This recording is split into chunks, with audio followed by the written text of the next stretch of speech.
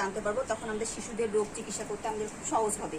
তখন আমরা রেপার্টরি হোক বা বিভিন্ন কেস টেকিংয়ের মধ্যে আমরা এটা পাবো, স্টুলটা আমরা রেপার্টরিতে পাবো, যে অ্যাবনর্মাল সাইন সিমটমগুলো আমরা ওখানে পাবো।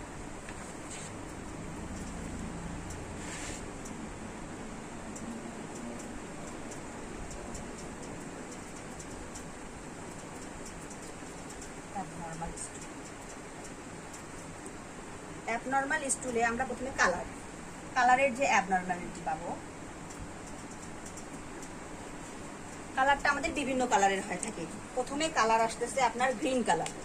যখন আমরা দেখবো যে গ্রিন,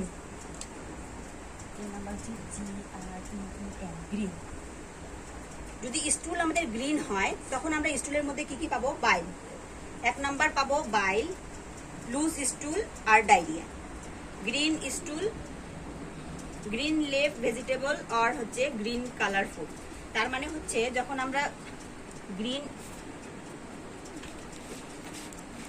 যে আমরা ইয়াটা পাবো, মলটা পাবো, সেখানে হচ্ছে স্টমাক থেকে সবুজ তরল মল এবং ফ্যাট এর সাথে সম্পর্কিত মল পাওয়া যাবে।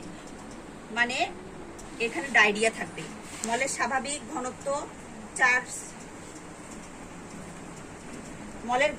ঘনত্ব শেপ থাকবে না।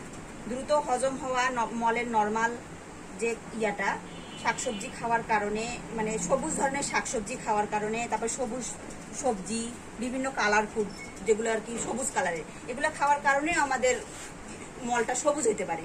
আবার রোগগ্রস্তও হইতে পারে, রোগের কারণেও হইতে পারে।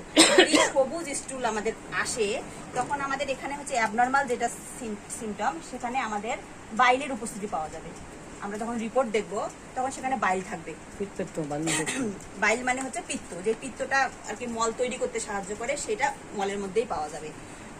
প্লাস ডায়রিয়া, স্টুলটা নরম থাকবে, তার সাথে ডায়রিয়া হবে। আর তারপরে হচ্ছে আমাদের রেড, বি নাম্বার হচ্ছে রেড। এই রেড হচ্ছে স্টুল, রেড স্টুলের মধ্যে হচ্ছে ব্লিডিং কালার। ব্লিডিং কালার যখন রেড হবে তখন রেকটাম, পাইলস,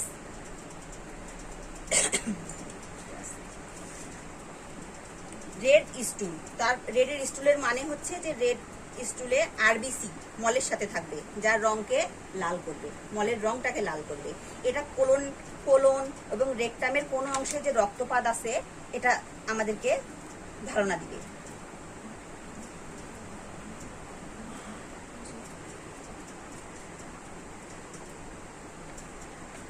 আর স্টুলটা আরো বিভিন্ন কারণে লাল হইতে পারে, যেমন কালারিং ফুড, বিভিন্ন ধরনের ফল আছে, রেড কালার ফলগুলো আছে, ভেজিটেবল আছে, এগুলো যদি আমরা খাই তখনও আমাদের স্টুলটা লাল আসতে পারে, সেটা জানতে হবে। তারপরে হচ্ছে ব্লাড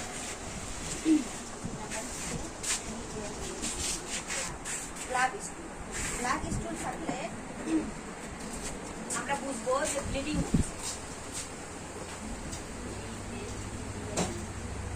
হচ্ছে, আমাদের অন্ত্রের মধ্যে ব্লিডিং হচ্ছে। এখানে ব্লিডিংটা হবে এসোফেগাস, স্টোমাক এবং ডিওডেনাম।